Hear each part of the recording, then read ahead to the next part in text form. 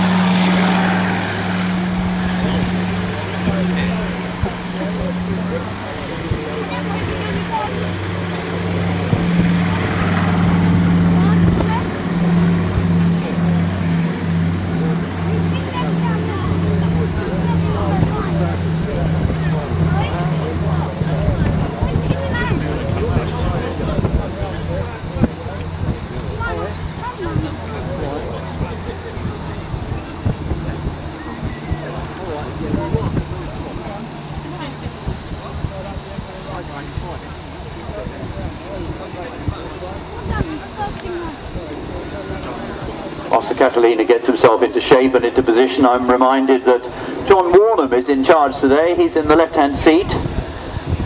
Didi Kraus is in the co-pilot seat. Mike Legg is flying as flight engineer. This is the sort of aeroplane that carries a large crew, so there'll be a flight engineer on board. And I'm also